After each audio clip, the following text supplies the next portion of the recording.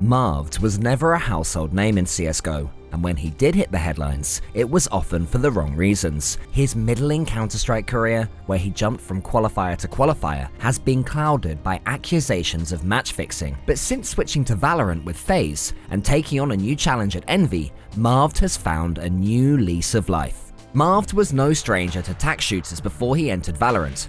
As with many VALORANT pros, Marved cut his teeth in competitive CSGO, debuting in mid-2015 on Ace Gaming. Marved's one and only top-tier event in CSGO would come the following year, where he tumbled out of North America's ESL Pro League Season 4 on E-United. The team struggled for form, barely scraping 2 wins together over 24 match days. Final round potentially, as he moves in. Crucial is going to shut it down, so there you have it, a dominating second map victory for Splyce. Marved's Pro League debut was the stuff of nightmares, and he spent the next few years bouncing from qualifier to qualifier without any notable success. It seemed likely he was doomed to play out more mediocre years in the second tier scene. And while it wouldn't come to light until after he'd switched to VALORANT, in 2020, Marved was accused of suspicious behavior. Playing for a team called Polar Ace North, Marved competed in the MDL, where he had moments of reckless cockiness that were seen by some as something potentially more malicious. Obviously, you understand that. You go for the very fast play out middle, try to catch them off guard. Mozbek gonna throw his guns away, trying to get the SG. This is... Polar Ace North were throwing easy rounds, running triple op setups for no benefit, and running up the round counts before they closed games out. Suspicions were raised, bets were refunded, odds skyrocketed, and fans were starting to take notice, for all the wrong reasons. But for the time being, these matches would remain minor community controversies. Marv played out the last of his professional Counter-Strike career over the next few months, competing in 2 MDL events in 2020, and in the same month that he'd compete in ESEA Season 34, Marved was also trying out VALORANT. Marved and other members of the remaining Polar Ace North squad reformed as Team Underrated, competing in a few VALORANT events, and mere weeks after he finally hung up his mouse in Counter-Strike, Marved was signed to iconic esports org FaZe Clan. Marved and FaZe struggled in their initial events, and the roster was frequently tweaked. Their now iconic smeaging superstar in Babybay was added later, and in August, Raucus made the switch from Overwatch, but the team didn't exactly take the scene by storm. While they showed potential, mixed placements and inconsistent showings seemed to plague FaZe. During this time, more rumblings about Marved's potential involvement in match fixing came to light, with version 1 pro Zelsis accusing him of being involved. Go on, don't do anything. They had a Snapchat group and everything. They had a Snapchat group of people throwing matches? Yes. Did everyone knew? Everyone knows this. Like, Tag mid. I came in ranked shit and these Wait, people like did you talking say about it Marved? Calypso. Did you say Marved, Shanks, Jordan? Yeah, Marved. Marved and Shanks through matches? Dude, I can't be saying this, man. I didn't know it was this deep. Those same MDL matches that had caught community ire were thrown into a whole new light with this accusation. But despite initial shock, nothing officially further evolved from it, even with community figureheads getting involved. Meanwhile, FaZe Clan continued to try and solve their disappointing debut. One element that kickstarted their return to form was the signing of Trippy as an analyst. At their very next event, Marved and the team managed their first proper finals appearance, but they fell to TSM at their initial first strike showing. TSM demolished them, but FaZe finally had their foot in the door. Time is ticking for Babybay. There goes Wardell. The shots are going to be good. Babybay takes him down. It's all up to Cutler. Knives go through. Spike is ticking. We hear the Jet voice line. Cutler finds one to jump up and down, but Cutler is buying time. There's the tailwind. Cutler! Oh my goodness, but there's no time left. TSM are not able to be taken down on Ascent.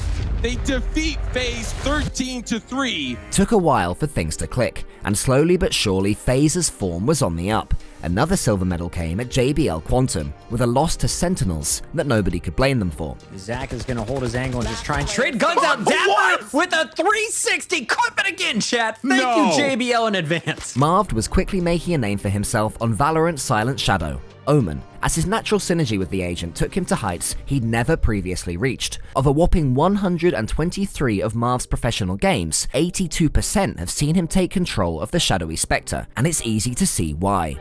In VALORANT, Marved has more tools to initiate plays and punish opponents than he ever did in Counter-Strike. While some may complain that Valorant's abilities take away an element of skill expression for CSGO vets, Marved was showing the exact opposite. Suddenly, he'd been given unique new ways to play out a match, and his creativity with those tools propelled him to success. On Omen, he could smoke an angle in an entirely different room, teleport past a choke point, and blind enemies stacked behind cover. This is why Marved is such a consistent Omen player. He claims more first kills than first deaths, and he has an average combat score of 214 and a positive KD. Marved locks down sections of the map, taking fights and emerging with the enemy team down a member. But if 2020 saw Marved find his feet, 2021 had the potential to knock him right off them. The year began promisingly, with Trippy's promotion to head coach and a win at Stage 1 Challengers 3 over 100 Thieves.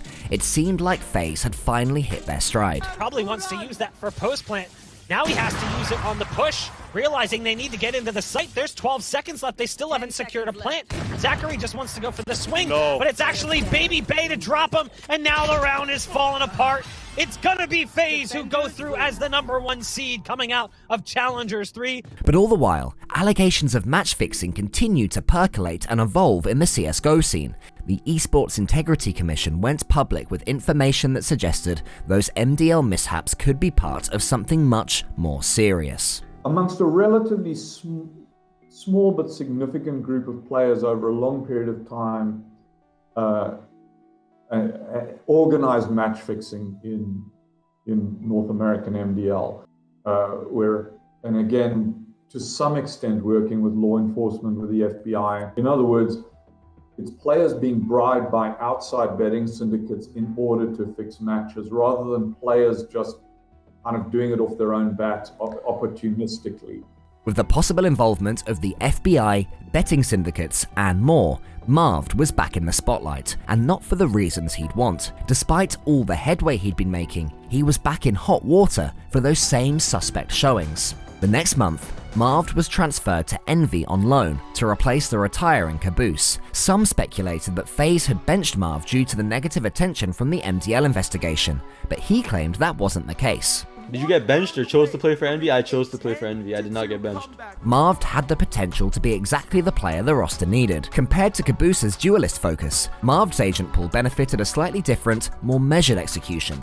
If they could shift the aggression elsewhere, Marved offered a reliable foundation to play around, and the fit was almost seamless. But now they have to anticipate Marved, who's just on the opposite side of the smoke. They're starting to push in. Marved for 3! Having been thrust into a new team at the last minute and VCT Stage 3 was kicking off imminently, Envy didn't have the luxury of prep time that most teams were afforded. Luckily, the team had several members with Counter-Strike pedigree, and Marved's spraying skills were certainly up to snuff. It's up to Marv, the new addition here in Envy, with the spike going down, some utility to work with, able to find one onto Jae-Sung. Now it's all up to Zid, who does have a weapon in hand, but I believe it's a Spectre.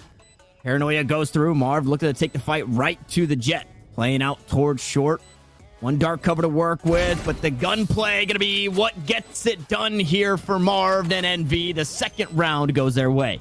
Despite some growing pains, Envy debuted strongly against Pioneers, but failed to continue their momentum as they were then beaten by 100 Thieves. After falling to the lower bracket, Marved and his merry men rallied to push past Gen G, with Marved top fragging and holding an absurd 37% headshot rate. Envy had qualified for Challengers playoffs, with Marved their talisman. And while they lost to Sentinels in round 3 of the lower bracket, they achieved their goal.